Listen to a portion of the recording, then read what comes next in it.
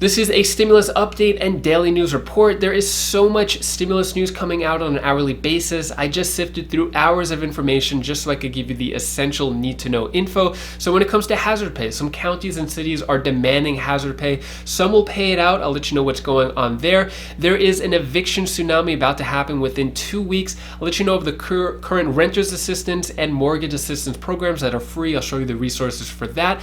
With the infrastructure packages, Chuck Schumer says that a vote is still on track in less than 24 hours on Wednesday for both of these packages, while Republicans are saying, such as Lindsey Graham, saying that President Biden needs to get on the phone with Chuck Schumer and postpone that vote because they did not even receive the text yet. I'll let you know what's happening with that. Also, we'll talk about unemployment and I'll answer the questions you leave for me in the comments. If you're having a great day so far, if you appreciate these fact-based, fast-paced updates, hit the like button down below, and I'm giving $200 to my subscribers, and I'll have more detail to that down in the description below. But first, I found this really interesting. Fox News has quietly implemented its own version of a vaccine passport while its top personalities attack them. So this is coming from CNN talking about Fox. Personally, I'm an independent. I try to keep this news as neutral as possible. I've covered the topic of vaccine passports in the past, and a lot of you said that you're against it. I just like to present the facts, but I found this one really interesting. So Tucker Carlson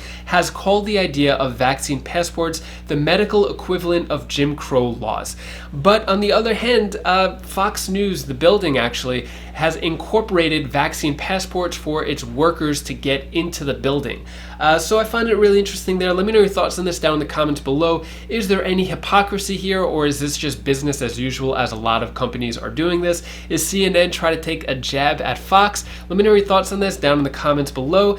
Next, let's talk about how high jobless rates in states ending the federal unemployment bump, or how high are jobless rates in states ending the federal unemployment bump. So with the 26 states ending the $300 per week unemployment boost, what's going on in those states? So according to the data from the Bureau of Labor Statistics, it shows that just 6 out of the 26 states that have announced that they would terminate their participation in the federal unemployment program have unemployment rates that exceed the national average of 5.9% as of June. So those states included are Mississippi, which had an unemployment rate of 6.2%, and then a few others, Arizona, Alaska, Texas, Maryland, Louisiana. So they had a higher rate than the national average of 5.9%, but the other 20 states had an average lower than the national unemployment rate. So they're still saying that maybe the unemployment cut was a better idea because the unemployment rates are actually lower in those states.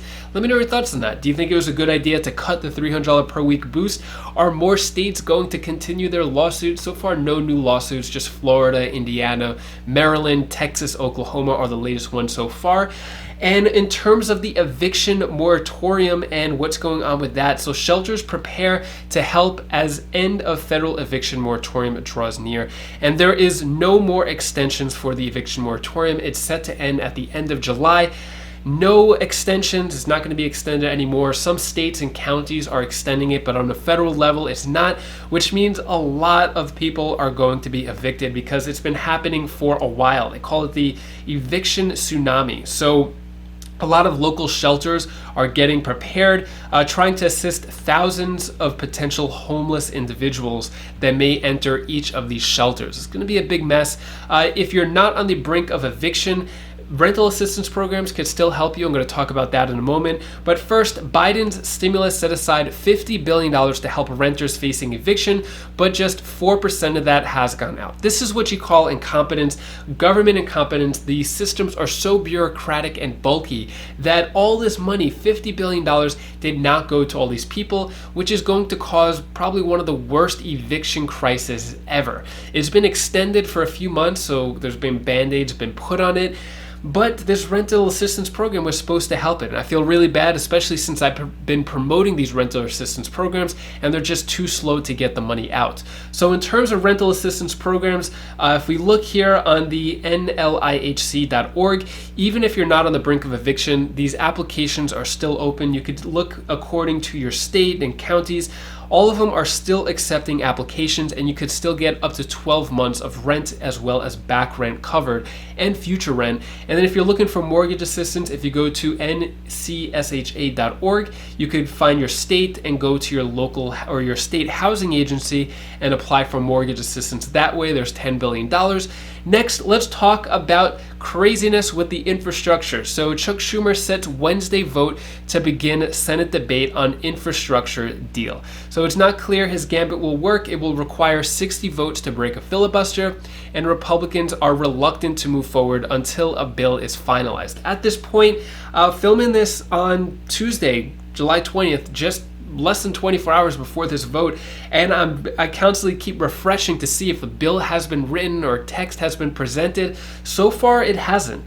So we're going to see what happens here. And negotiators struggle to finish infrastructure deal with the clock ticking. So the clock is ticking, less than 24 hours. All these representatives are waiting, even including Democrats, are waiting to see the text of the bill. They said that they were going to write it over the weekend. We're past the weekend. We're still a couple days past the weekend, less than 24 hours. We still have not seen the bill. Republican Senator Lindsey Graham tells Biden to get on the phone to Schumer and postpone the infrastructure test vote because they haven't seen it yet. To be fair, how can you vote on an infrastructure bill if you have not seen the text yet? We don't know the official pay-fors. There's still a lot of haziness unless some senators are in the know. They know something that the public doesn't, but it's not adding up. It doesn't seem like there's going to be a vote that is going to happen. So here is a video clip of Lindsey Graham talking more about how this infrastructure bill is the dumbest thing ever. Now, earlier tonight, Majority Leader Chuck Schumer decided to move toward a final vote on the bill despite the fact that it hasn't even been written yet. Here now, Senator Lindsey Graham. Senator, the media is still calling this effort, quote, bipartisan. How is this bipartisan, and why would a single Republican, even if you're retiring, grant them the veneer of legitimacy here? Right. We're not going to proceed to a bill that's not written because that makes no sense. So if Joe Biden really wants to do infrastructure, roads, bridges, and ports for around $1 trillion, there are plenty of Republicans that work with him. Chuck Schumer is trying to blow this effort up. Can you imagine, you've been around town for a while here, Laura, filing cloture on a bill that doesn't exist is insane. So President Biden, get on the phone to Schumer and tell him to stand down.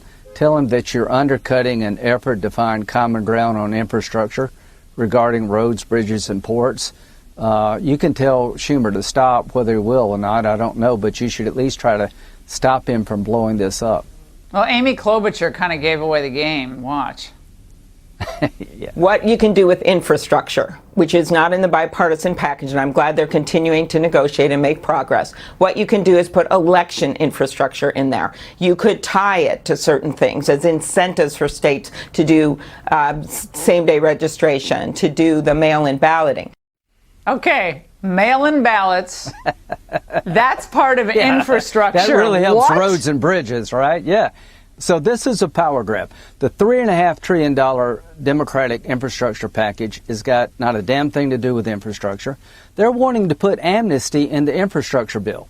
So you had a great story just a moment ago about a broken border. Imagine if you gave legal status to illegal immigrants without first securing the border. No proposal that's ever been made in Washington gave legal status until the border was first secured. Joe Biden said today he wants to put amnesty in the Democratic infrastructure bill. That will lead to an invasion of illegal immigration. It will put jet fuel on a system that's already broken. If you give one person legal status, there will be a run on our border like you've never seen before. The dumbest idea in the history of the Senate, the history of the White House. It will lead to a breakdown of law and order beyond what you see today. Well, the president is saying that these investments, Senator Graham, are going to help with inflation. Watch. Yeah, they are. If we make prudent multi-year investments, it breaks up the bottlenecks in our economy. Goods get to consumers more rapidly and less expensively. It will take the pressure off of inflation, give a boost to our workforce, which leads to lower prices in the years ahead.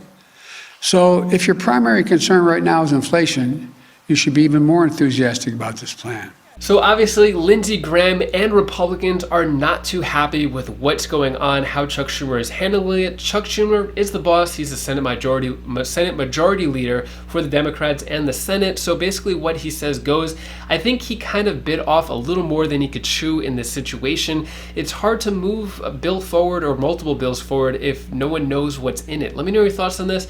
Do you think there's some method to his madness? Is there something that he knows that we don't? Is there some secret plan here, or is this incompetence? Let me know your thoughts on this down in the comments below.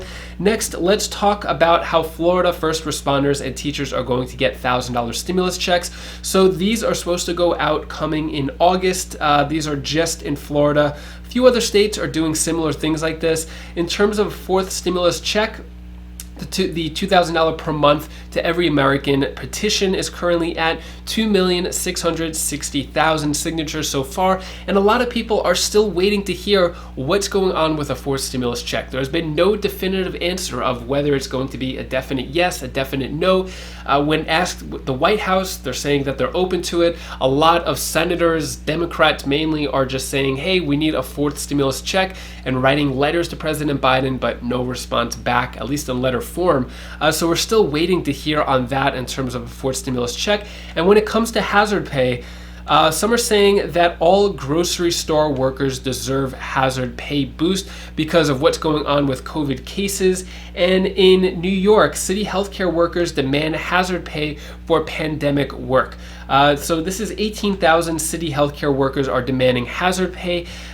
This is happening a lot across the country because of conditions worsening in terms of COVID cases. Now, it's one thing if someone is fully vaccinated, but they're saying that the Delta variant can actually, or people who are fully vaccinated are not fully protected from the Delta variant, especially with the Pfizer vaccine. I spoke about that in my last video. So with these new variants coming out and a vaccine that may be outdated, we don't know what's going to happen in the future, and some people fear their health at risk when they're going to work. Was one county saying it was frightening for all of us. Hazard pay provided support during the darkest days of the pandemic. So this is in Michigan, and there was $9.1 million in hazard pay to around 3,500 employees. And the way that it worked out, so hazard pay was either $20,000 to a group of people, $137,000, human resources, public services. So they dished out a lot of money in hazard pay. We may see more hazard pay coming out because certain counties, cities, and states are getting huge amounts of stimulus money from $350 billion from the American Rescue Plan. So that money may be put in place for hazard pay. There could be up to $25,000 in hazard pay according to the federal laws. So we'll wait and see what happens with that.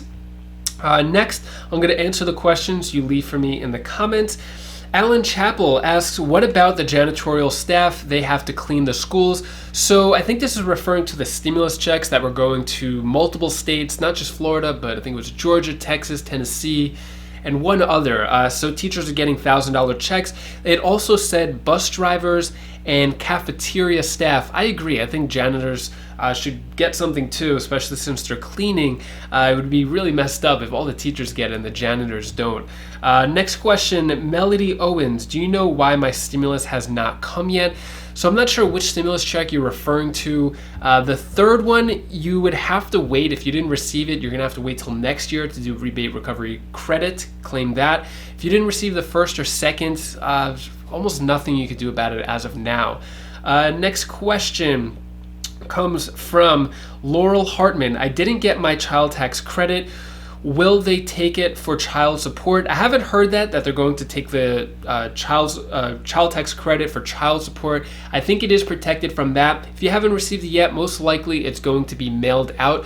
They sent the direct deposits this past Wednesday, 6 days ago, actually, on the 14th. And if you were getting a direct deposit, it should have already been in your bank account. If you're getting a paper check, could come this week or the week after that. That is all the stimulus news I have for you today to hopefully cheer you up a bit. Here's my daughter Bella's tip of the day. Hi guys, this is the tip of the day. I want to tell you the one thing when you feel sad, you have to do something that you really want to make you feel better. or make you feel true. Or you can also, if you help somebody, then you'll feel even better or something. Or if something's really into you and you're really feeling good, you should do that as well. Bye, this is Bella. This was the tip of the day. Thank you so much for watching up until this point. So I am giving the $200 out if you're curious how that all works. Basically, you would have to subscribe to this channel, my other 2 channels, which I have a link down in the description below, and comment what you're thankful for. I have a link. There's only one video that you have to comment what you're thankful for, and then I'm going to pick winners at random. I just want to give back to the Wise Flies community and show my appreciation to you for watching. Commenting, liking, subscribing really means a lot to me and the channel, so I want to give back. Anyways, if you want to check out any of my other videos, you could click this link up here for my other 2 channels, or this link for more stimulus updates, and I'll see you in the next video. Take care, be safe, thank you for watching.